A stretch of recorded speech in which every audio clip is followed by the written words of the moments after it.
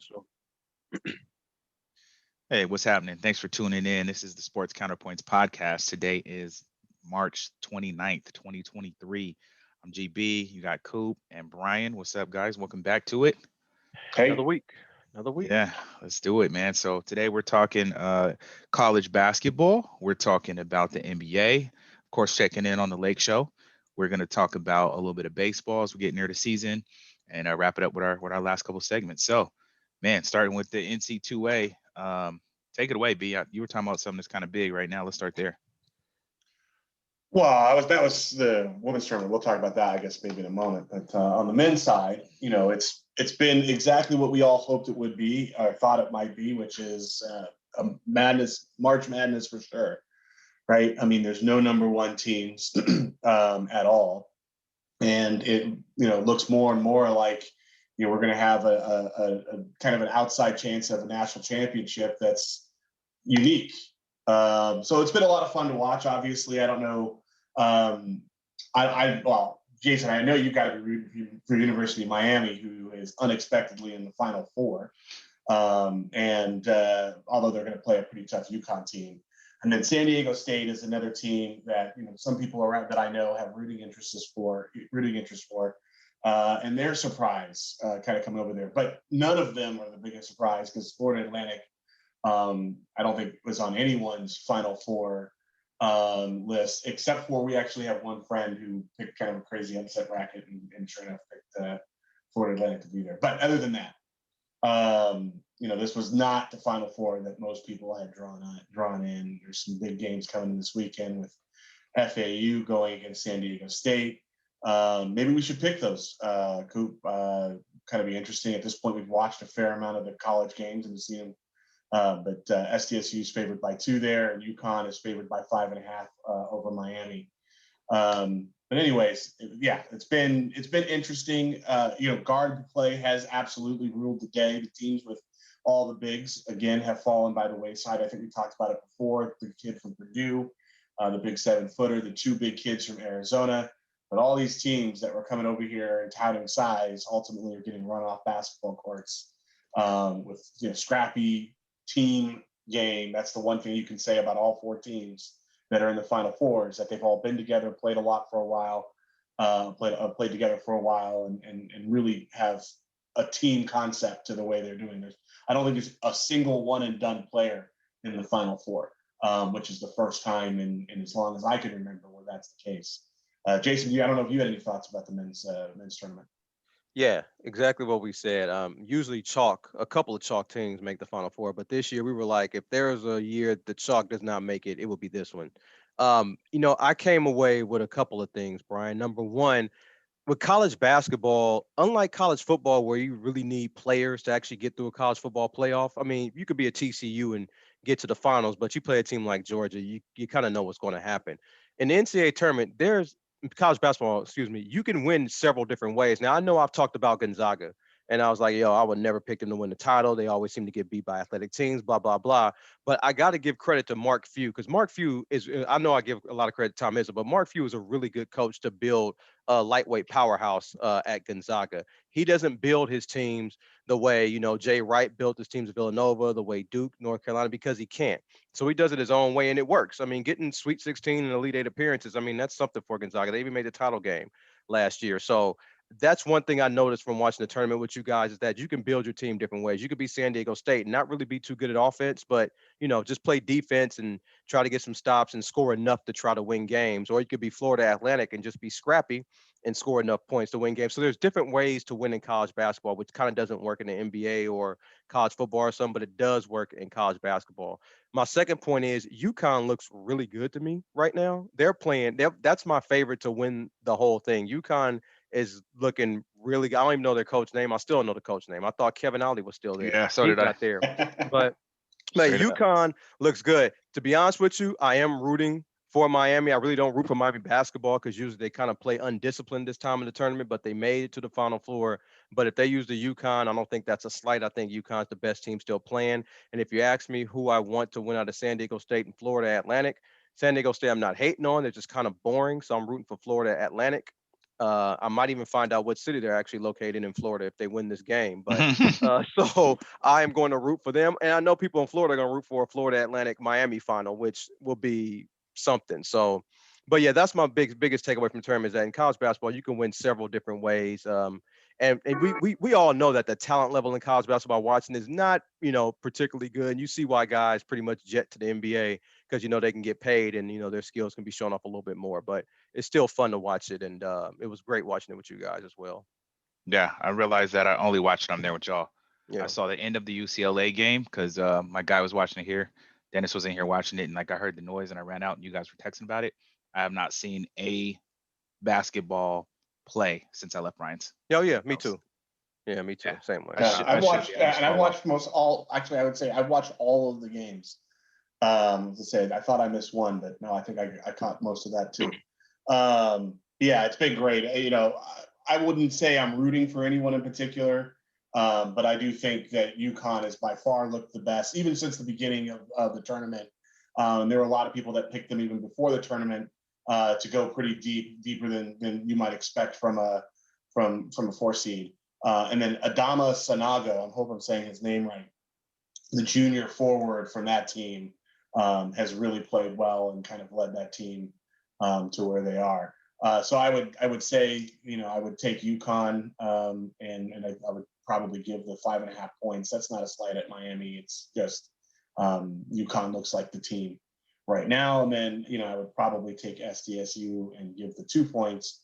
If on the other side, again, that's not a slight on FAU because I absolutely think that they could pull an upset just by being scrappier that day.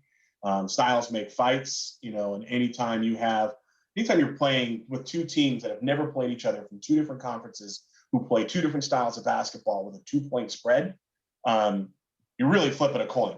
Like anyone who says that they've got some type of scientific piece of information that compares two things that have never been compared to before and can figure it out, is lying to you. But I think San Diego State just looks like a team that, I wouldn't say a team of destiny, but a team that has found the right path through the tournament. Yeah, for sure. That gives them a golden opportunity to get to a national championship game from effectively a mid-major. You know what? I gotta admit, I did watch that Florida Atlantic Kansas State game second half. That was a good game. That was great. Yeah, It was great. that was a good game. I mean, the Kansas State point guard. Look, I don't think he's a starting NBA point guard, but he's a very good college point guard. I will say that Yeah. he's very good college point guard. And it's a lot of these people like to make projections on how these guys will do at the next level, and I think a lot of people should stop because you just need to appreciate who they are in college. Like a lot of people are talking about that guy, the kid from Gonzaga, I forgot his name, Timmy or something like that. And say, well, he's this, but at the next level, it's like, that's fine. The next level, yeah, he probably won't be that good, but he's decent enough in college, and just appreciate the players while they're playing in college and, and what they're doing in college. Don't always try to project them at the next level. You kind of take away the fun of the game or the appreciation of the players and what they're doing. So yeah, his upside in the NBA is Zubac. Oh yeah.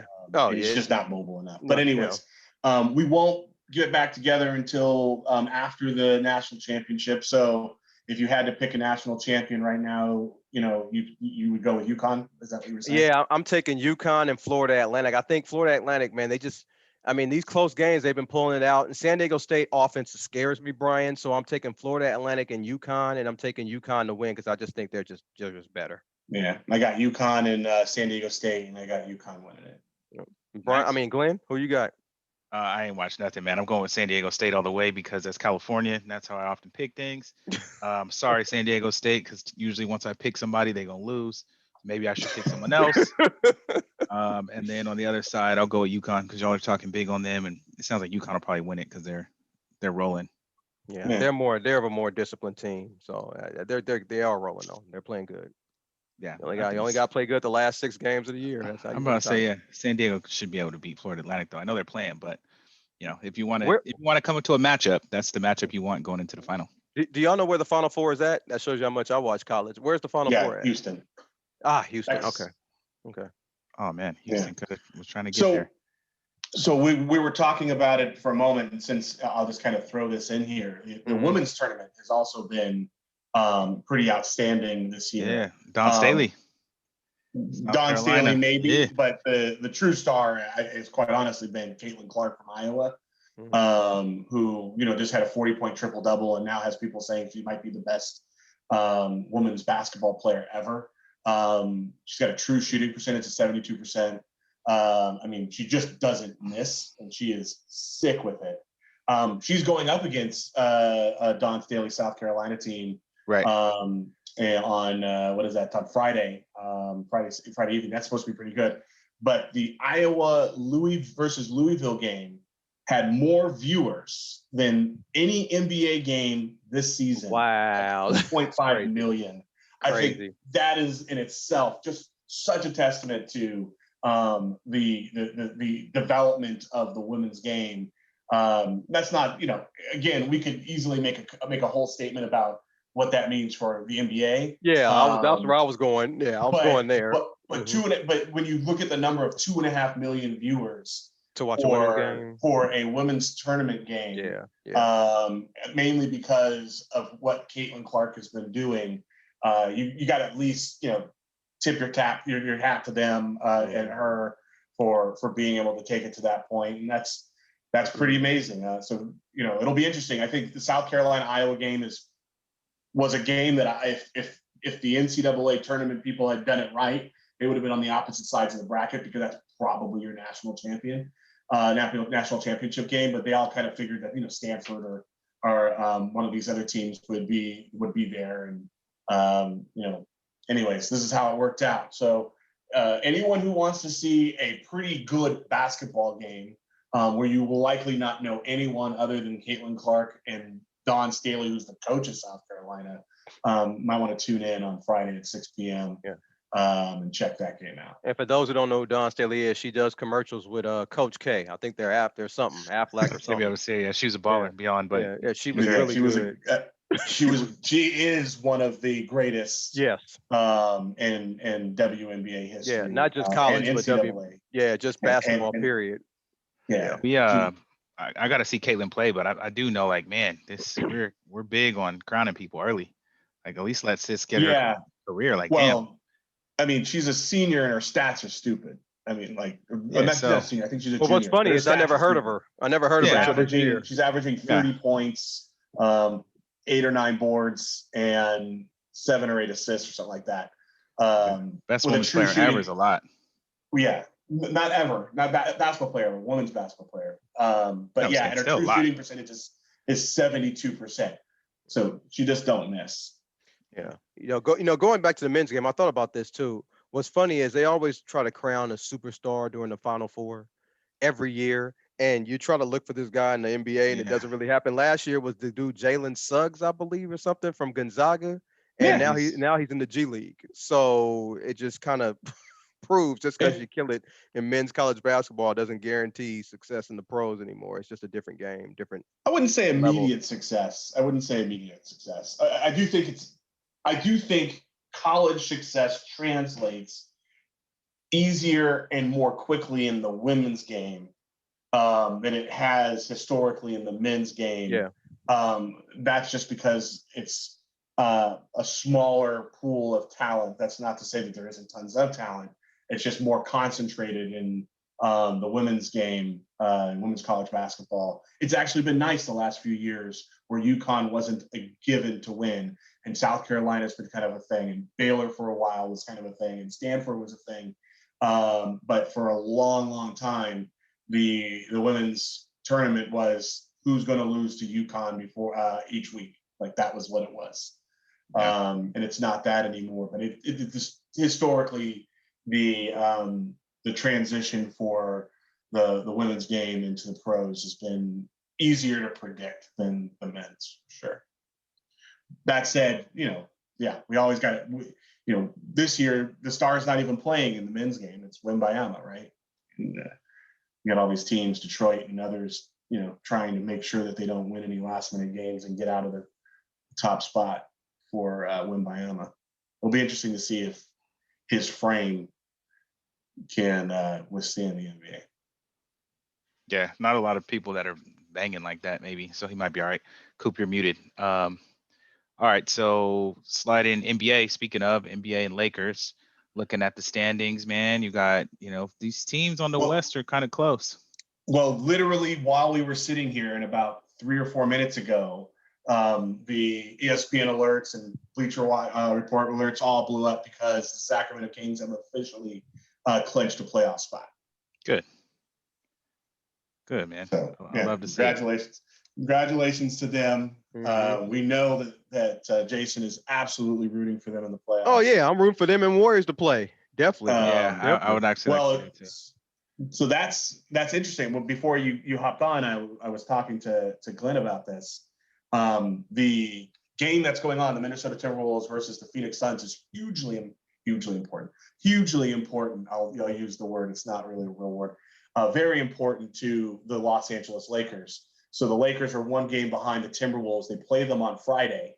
And the team above them is the Golden State Warriors, where they have more road games than they do home games going down the stretch. So, there's a very good possibility that if the Lakers can play decent basketball going down the stretch, they could overtake the Warriors. It's probably going to take 42 wins total, which they have 38 right now.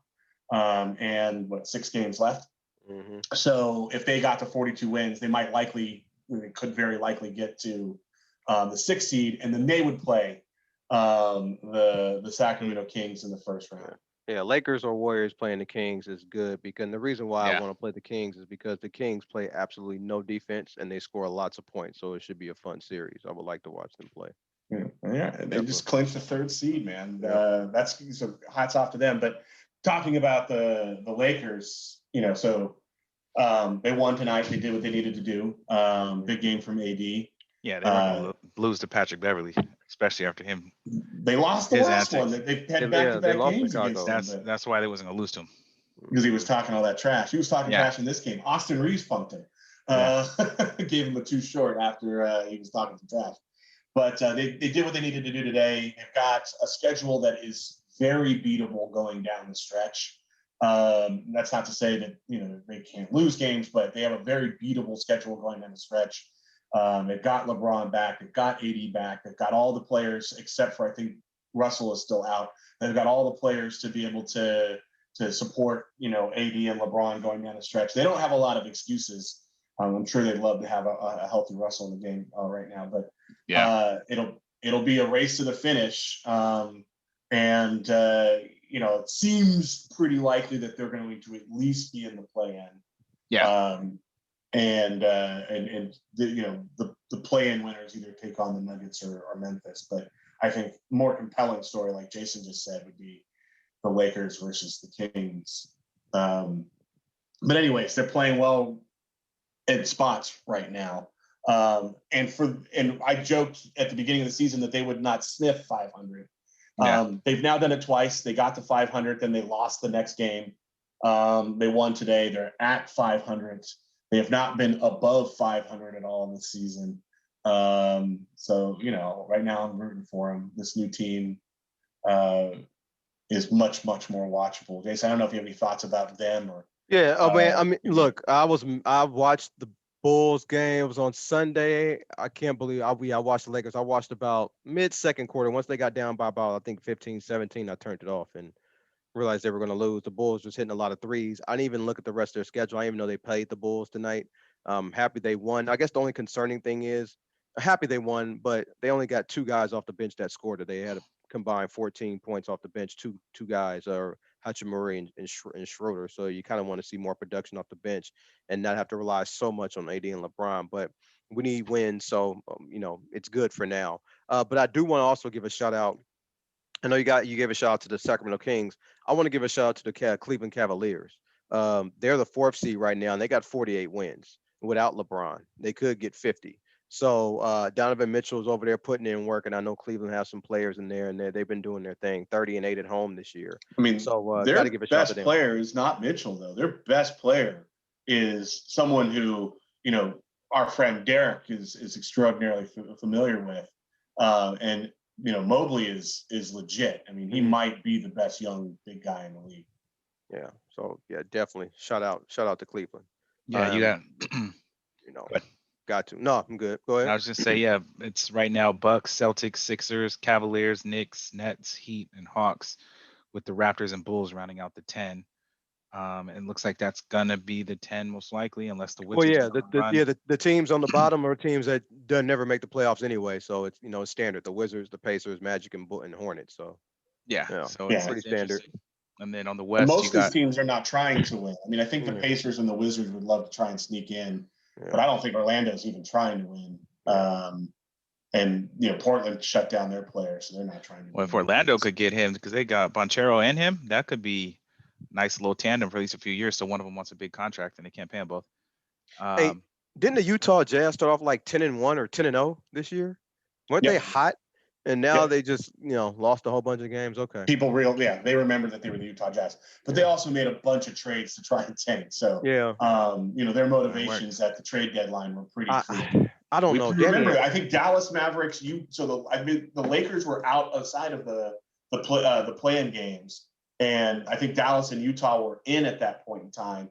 And when we were talking about it, I said one of the best things that happened to the Lakers was the Utah Jazz making all these crazy trades. It seemed obvious that they were trying to play themselves out of the play-in games, which gave the Lakers an opportunity to kind of seize the moment. At that point in time, we were thinking they might be a 9th or a 10th seed. Now they're even relatively competitive for a 7th or 6th seed. Yeah, so I'm thinking, Brian, the Lakers have to play the playing game. When you like them to play the Pelicans, Brandon Ingram against the Lakers. I don't think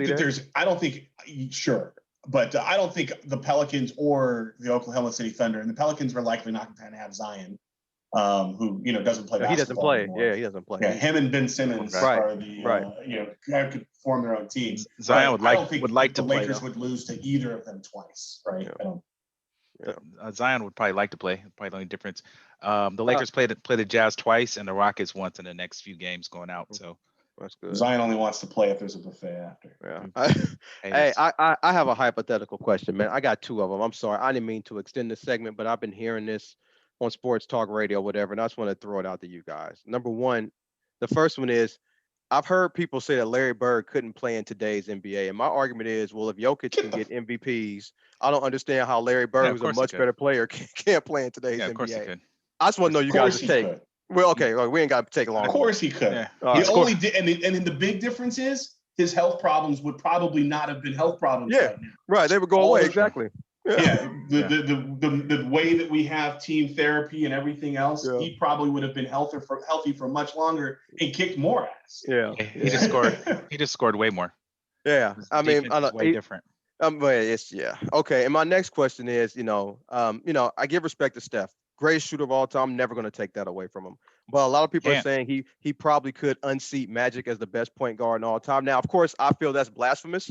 When you just look at Magic's 12 years, he made 9 finals, 9 NBA first teams, and was top 3 in NBA voting 9 times. So that's 75% of his career that he was, pretty much a top player in the league. And he retired, we all know, from HIV, but it was coming off a final appearance. And I don't know if you guys remember that Laker team. It wasn't very good. Vlade Divac was in his second year. They had Terry Teagle, some guy named Tony Smith.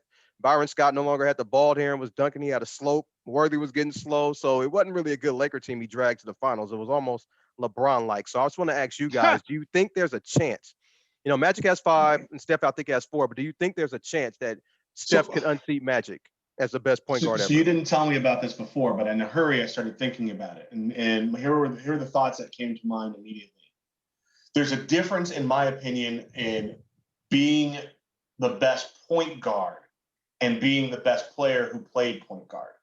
And so Steph is a player who plays point guard. Right. He would be, he could have very easily been a shooting guard because he's not your traditional go and make and set up the offense for other people. He's very good with the ball. He's got great ball handling. He can pass, but what he does better than anybody is shoot. And he can shoot from anywhere in the court. So if you're trying to compare what he does to what Magic did, it's I know that they played the same position, but the positions are not the same. Yeah. So I would say that you really no one should make that comparison. Yeah. That said, the best point guard ever is Magic Johnson. the most talented person to play point guard might very well in the end of his career be Steph Curry. And I just think that's two different things. Yeah. It's like when people try to compare Magic and Jordan, and people realize they're two totally different players. Two different players doing two different things. Right. You can't compare them. Yeah. Okay. Good. GB, any thoughts on it? I was gonna say Draymond is actually kind of like, after watching and paying more attention to Draymond, he's the vision, the court general. He makes the plays where Magic did all that his whole career. Well, you know what Draymond is on that team that people don't give him credit for? He's the emotional leader on that team. When you're the point guard, you're supposed to set the tone. Draymond does that for that team. He's the emotional leader. Well, you don't do much others. No, he does. His passing and his vision and his setting up with the offense, after just watching him and really paying attention to him on a play-to-play basis, I got to give that to Draymond. Like, his decision making. I wish he'd do it quietly, but you can't be the emotional leader and not be a big mouth, right? Yeah. Well, the thing is, to Brian's point though, Steph plays the 2 guard when Draymond brings it up. So that's there you go. He shoots. Yeah. So yeah. Well, and Magic literally guarded 5 positions in a finals game. And played, yeah. Nah, man. And I didn't even mention Magic's college game. I didn't even mention his rookie year. I'm just looking at his rookie year. 12 years. He won a championship. They was 42, 15, and 7. He just turned 20. Yeah. So I'm not even talking about that. I think when people try to make comparisons, and it's fun. It's fun to kind of go through the mental exercise. But when it comes down to it, there's no way you can definitively say that one is better than the other. But if we're going to make a statement like that, I'm never going to make a statement that there's someone better than Magic who plays point guard. That's the issue. Yeah. That's the issue. Yeah. For us. Yeah. Jordan said the same thing. He was like, it's period bar none. It's just forget the argument. I can't do it. Yeah, I can't do it. Let me ask y'all one more. And this is kind of for Mom. Hey, Mom, because I need to watch NFL, because that's kind of what she cares about. Real quick. I mean, we're doing good on time. Did your team get better in free agency? Go ahead, B. No. But we did it but we've been doing it intentionally. I mean, and so we went in the Vikings went into the free agency, the second worst team from a cap perspective. They were 25 million over the hard cap. And so they knew that they had to cut. They let Irv Smith go. They're still dancing with Cook. They let Thielen go. They let Patrick Peterson go. They let all types of guys who were playing pretty well go because they weren't playing great. And if they weren't playing great at the money that they were making, they were a luxury when you're 25 million over the cap. So they did that and they got underneath. They made some pretty decent signings, but they're all kind of solid players, but they have not gotten better than they were last year. There's still time. They've drafted exceptionally well. They've filled out their roster exceptionally well. I have some confidence in our GM, and so right now the answer is hell no. We did what we planned on doing, which was cutting a whole bunch of cap, and we cut 30 million out of your cap. You're not likely to be better than when you had $30 million worth of players on your cap. Okay. Did the 49ers get better? No. Well, people say, well, you just got the defensive lineman from Philadelphia. Yeah, we did. That was a really good pickup, but we lost some guys on the back end of our team. We lost offensive line Mike McGlinchey, which I'm not mad. He was terrible in pass blocking, really good at run blocking. But the thing is, who are we going to get to supplant the guy with a couple guys on offensive line, a couple DBs that we lost? And so I think it's I would think we're just the same as last year, which isn't a bad thing, but I don't think that we got necessarily better, Glenn. I just think we're fortifying our defensive line because our secondary could be a little shaky. So if we can get more of a pass rush and some help from Nick Bosa, then maybe our secondary won't have to have so much pressure to cover and getting things like that. So and we got a new defense coordinator too. So I really can't say we got better. We got to see how this thing shakes out. And we all know watching the NFL, just because you had success last year doesn't mean you're going to have success this year. Everybody's picking the Detroit Lions to do everything. I'm like, hold on, it's the Detroit Lions and it's Jared Goff. Slow down. They might not, do what they did last year. So we'll see. Yeah. You had the Lions 2 years ago, though, so you were way ahead. I did. I was ahead by 1 year. I was, yeah. Yeah, you were way ahead. I was ahead. You also forgot, I think you did get better at quarterback for sure. Well, we had Brock Purdy last year, and we don't know how he's going to come back. So no, that's what I'm saying. That's why you picked up a very savvy veteran. Don't say that. Don't say that. No. Hey, have you noticed that since Wilkes has become defense coordinator, he's bringing Carolina guys over? He brought Darnold and he brought a couple of guys. Yeah, he brought the Everybody kicker, does it. the Yeah. backup quarterback. He brought a couple defensive guys. It's like, okay, hold on now. We ain't got to bring the whole Carolina team over. Okay, just a I couple. mean, they were playing so well Yeah, before. right. Oh yeah, all the playoff appearances. How they did. Remember when they were in the playoffs? In the They playoffs, were they were killing it. they won a couple Yeah. games.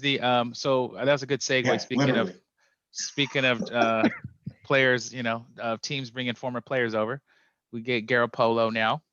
So that's cool, I guess. I think that's a wash on the quarterback. I don't I know. think that's a downgrade, but go ahead. Um, And I love Derek Carr, and he's not my top. He's not a top 8, Brian. And I've always I know. defended Derek Carr, Well, always. and Yeah. I would venture to say I've watched more Raider games than you, right? Yeah, true. Because I've watched every single one for probably when did I live with you? Be like 2013 maybe. So that's probably. You And have before tortured that I was yourself for watching, but years. Yeah, I get you. every single game, the whole game. So I don't know. If Jimmy does know the system, we get Jacoby. We get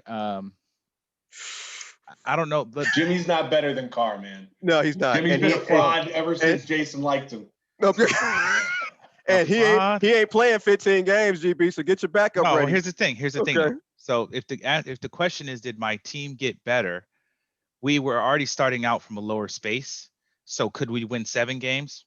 We could. How many games you win last year? 6.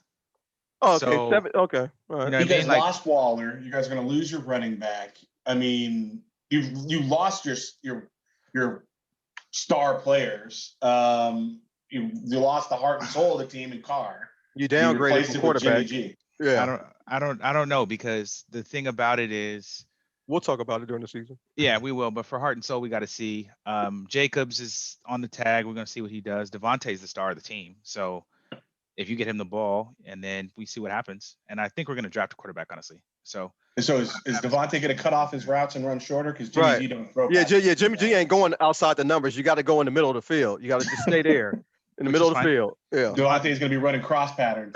Hey, they'll run it. Hey, he's a veteran and a perennial all-star. He'll run. Don't forget them laterals. Hey, Jimmy can lateral like a mug. It's gonna be low and a little off target, but he can lateral it though. Yeah. We're messing with you. I know. I just think I don't think any. Devontae don't go across the middle. By the way, he's never gone across the middle. Not he didn't really. do it in Green Bay. Oh, you know what? That's right. You're right. Deep routes. He goes across. Yeah, he doesn't go short. You're right. You're right. He never goes short across the middle. He goes deep into the post. But you're right. Does not go. I think. To the middle. Yeah, he runs 7 routes. You're right. 9 routes. Yeah. 8 routes. I mean, it's yet to be seen. I think, I don't know the defensive guys we picked up, Duke Shelley and a couple of the other these guys, but I'm thinking that for you guys, you're talking about playoff appearances. So to get better means a playoff. Further in the playoffs is harder. For Jason's team, it's way harder. For Brian's team, you're talking about winning 2 playoff games. That's harder to do. For us, to win 1 7, playoff game. For Brian's 1 playoff game because they only played 1 last year. Yeah, no, 1 playoff didn't y'all win 1 and then Giants first round? That was first game. So if they win 1, that's an upgrade for the Vikings. Oh, got it. Okay, so I thought y'all won to beat a team and then play the Giants. But yeah. So then, if that's the case, then can my team be better than 6 wins? I think so. But we could have did that possibly with the same roster. So in that case, we could see. I think we're gonna need a quarterback anyway, and then they got to make a move now because otherwise their clock's ticking and they're gonna be out of there. So. Yeah, and Denver's not going to be. This is not to talk trash. I think you should grade your team on a curve because I think the other teams in your division might have actually gotten better. Yeah. And the difficulty might be that they got more better than you were before. So you might end up in a worse position with a better team because the rest of the group just so happens to have elevated. Yeah, we've been saying that for 4 years but so we'll see. I just want to throw a little Chiefs football in there. Won the Super Bowl. That's pretty good. And the Chargers got better. Yeah, the rest of the division wasn't. Russ didn't, but they got rid of the coach, and hopefully they'll figure it out. Yeah. So I just want to throw a little football in there for the football fans. Appreciate you guys indulging. I probably should have went first because y'all just turned into damn Def Comedy Jam. Back to back jokes, bro. Like y'all ain't never this much teammates. Man, just high five through the damn camera, bro. Damn, funny man. I'm not that hurt. Hey, so actually, I'll throw something else about football too. I was, a lot of people talking. Dak Prescott was a topic of conversation a few years ago with his contract. Now Lamar is a topic of conversation, his contract. And personally, I think Lamar should really have suitors, but he doesn't. And I think most of it has to do around what Brian pointed out, is representation. I don't think Yeah. teams are going to sit there and call his mama and try to negotiate contracts. And now I heard he has a guy who's not really an agent, but he's representing them, trying to negotiate with other teams.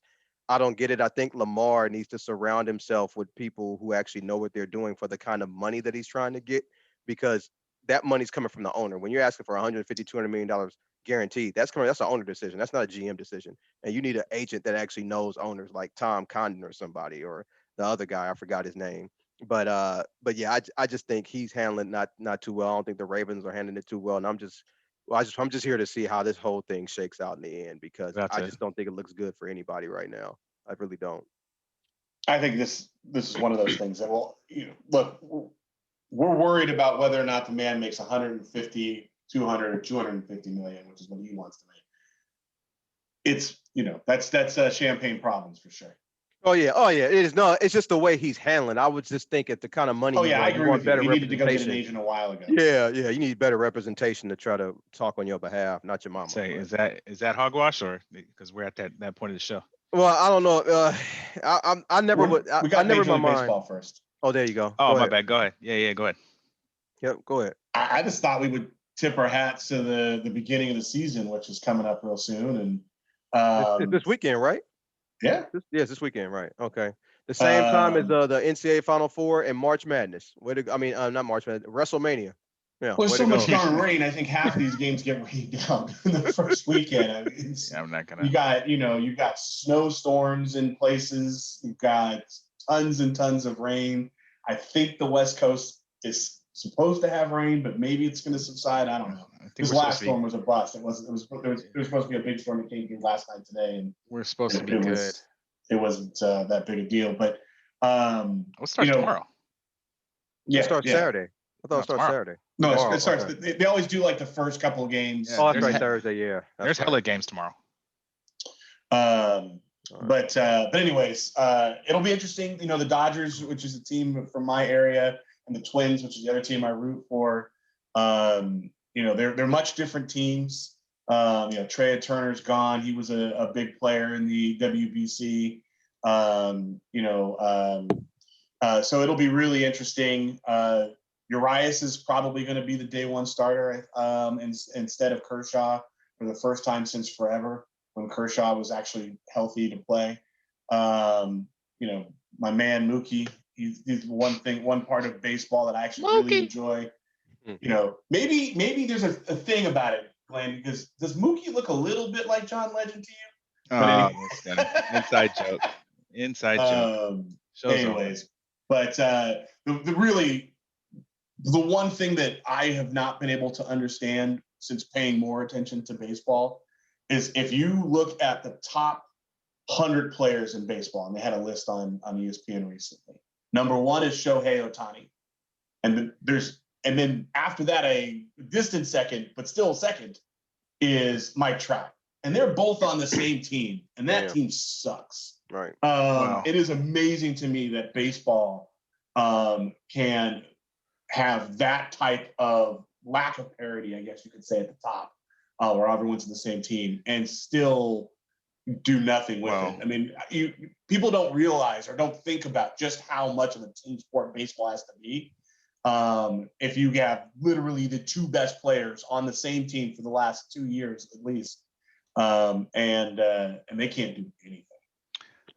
Cool. What time are you working till tomorrow? Because if you'd like to see Shohei Ohtani and Mike Trout, we can actually see them tomorrow night because they'll be playing in Oakland. Word. It'd be worth seeing because Shohei is definitely going to be the starter. You can get into. It started at 7:00, 7:07. I'm looking at it right now. We could get into the building for $17 if you're. Hey, are you gonna buy the tickets? I can meet you there. Hey, I'm down. I'm not gonna spend $17. I spend a little more than that. I'd like to sit low, but. Okay, let me know. I'll get you the money. Yeah, we'll do that. Let's do that. Let's spend 45. You know what I mean? Okay, let's do it. And sit in the dugout. Let's do it. Oh yeah, we can sit in the at the A's game. We could probably sit on the field for 45. Yeah. Oh yeah, hell yeah. Yeah, Because we paid 35 and was right there like 3 rows behind. So yeah, we was talking to the third baseman. So yeah, okay. Yeah, all good. All right. I'm gonna get at you in a minute, but yeah. Yep. So Thanks, Brian, for throwing that out because I wasn't even caring about baseball. I was literally about to say I'm not going to see a single game. To I may end up. And now now you might end up going to I might be game at. one. Now Yeah, we I already might making be at. plans. Yeah, you know Yeah, I what I'm might be saying? at opening night tomorrow. So yeah. Hey, if I were in the neighborhood, I would definitely go see Shohei Ohtani and Mike Trout open up against the A's. Neither of those teams are going to be very good at the end of the season, so you might as well see them when they're tied in the division. Yeah. All right. All right. Well, yeah, I'll talk to you about that in a minute, cool. But yeah, all right. Well, good call, B, because we don't really talk about Yeah. baseball. Shots out there. So I'll wear my Ricky Henderson rookie year throwback, and we'll come through there. I got some new A's gear I haven't worn yet. It's not supposed to rain, so cool. All right. So yeah, good call on that. So that's baseball. So now we're at the hogwash segment. So what's hella hogwash or what's a bunch of hogwash to you? Man, I'm gonna give you some hogwash, man. It's the NBA. I mean, look. Okay, so for 3 weeks, the NBA built up what's his name, Jokic and Embiid to play each other, and it was gonna be a MVP showdown. Who wins the MVP? And the NBA, being as on brand as they are, announced the day of the game that Embiid is not playing. That's a bunch of hogwash. Late I mean, scratch. yeah, like exactly. Late. I was just like, that's classic NBA. Try to get you all hyped up, and somebody says for whatever reason they're not playing. And coupled with that, I was reading, I forgot, it was a Clippers beat writer. I forgot what his name was. He was from The Athletic, I believe. And he said that the Clippers are pissed off at Kawhi Leonard because he shows up at 3:45 p.m. and just tells Tyronn Lue he ain't playing. And they really don't have any explanation, don't know if he's hurt or not, what's going on. It's just that he's not playing, and then that's it, So that's to me, that's just hogwash. So not really the Kawhi's hogwash, but just the Noah and Embiid. And because Brian, I know you picked Embiid to win the MVP, and he's definitely deservingly so. And then the showdown's supposed to happen, it doesn't. So to me, that's hogwash. Yeah, they're supposed both him and Harden are supposed to come back tomorrow. But you kind of stole mine. I was going to say the hogwash for me is everything Kawhi is doing right now. He tried to make Pop look bad and the Spurs, and if you go back and reread all the history about Pop is trying to make me play and I'm hurt and all this other stuff, and then he goes to Toronto and plays kind of sporadically. And anyone who's listened to us, Kawhi has been one of my favorite basketball players for quite some time. I wish it would have been Kawhi, Clay, and Paul George on the Lakers as opposed to LeBron, KD, and every single one of those players has been injury prone. I don't think that you can take anything from Clay. He's been trying. But Kawhi has been hogwash. That's the best way to put it. His approach, his courtesy and concern for his team and teammates, and his complete lack of regard for the fans who have collectively paid him a lot of money. It's the fans' money that ultimately filters its way into Kawhi's pocket. He does not seem to give a care at all about that. A friend of mine, a good friend of mine, his son was going to go to. He was trying to go to the Clipper game to see the Golden State Warriors, and Steph was the late scratch because he had his injury. But these folks who go to watch stars, especially when you're going to a Clipper game and you lose out on watching Kawhi, it's unfortunate. Kawhi's he's definitely hogwash for all of that.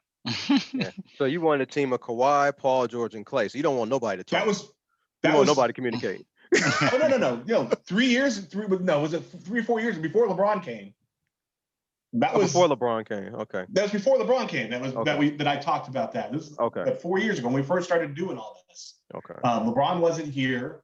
The team was awful, and the idea at that point in time, this is before LeBron came, and he tried to lobby Kawhi to come. Yeah. And apparently had a deal in place with him to come, and was shocked by Kawhi changing his mind. Now I'm not shocked by any of it.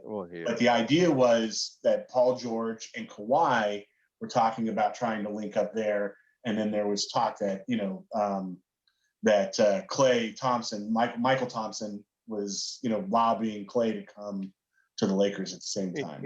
What's crazy is for Kawhi, you would think he want to play with a player like LeBron because he wouldn't have to worry about the media. LeBron would handle all of that. All Yeah. distractions LeBron would take care of. Kawhi wouldn't have to worry about nothing but just But is playing it is his just like uncle San that makes Antonio. all of his Yeah, business Uncle Dennis. deals? Oh yeah, Lamar Yeah. Jackson's mama and Uncle Dennis for Kawhi. Yeah. Yeah. Mhm. Well, Registered he messed agent. that one up. So it's all good. Apparently, I don't know. There's been all types of stories that came out, but one of the stories was that he tried to hold Magic Johnson over a barrel and make him promise a whole bunch of stuff, and Oh, I then remember that. Magic promised it all, and then he pulled the He still ripcord said and used no. it to negotiate on Yeah. the other side. Yeah, I heard that. Yeah.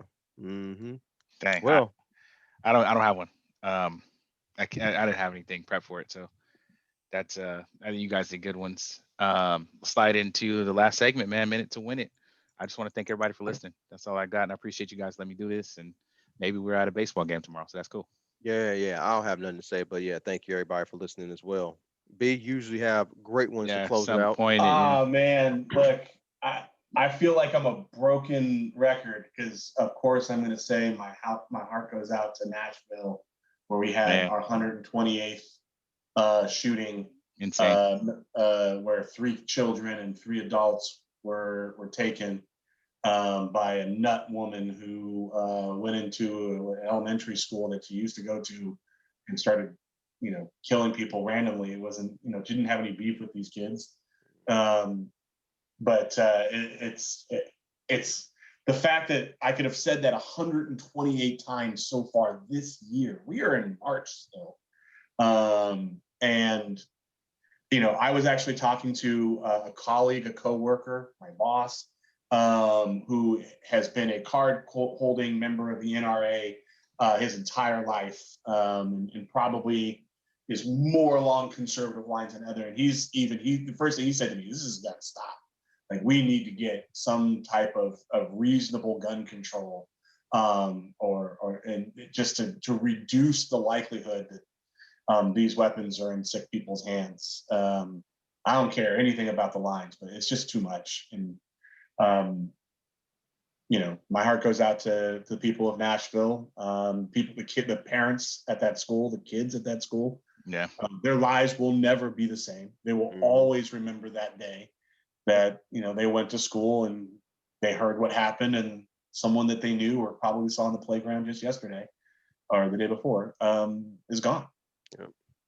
Jeez, yeah, it's crazy. Cool. Looking at the gun violence archive is scary. Definitely, man. Yeah. Hearts out. Prayer, and also the people who were affected by the tornado. And that tornado was insane. Like, it Where's tornado at? tore up like 60 miles in the south. It was insane. Like, Okay. I mean, pure devastation. So definitely Oh, I didn't know that. Okay. definitely everybody dealing with way more. So prayers And up. people out here were making a big deal because we had a tornado land in Los Angeles. Yeah, it didn't really harm nobody, but yeah, that was Wrecked the roof. Yeah. It wrecked like three roofs. Yeah, it was horrid, but yeah. So thank you all for listening. Like Brian said, prayers up. Definitely thoughts with all the people affected, and we'll catch y'all next time. Thanks.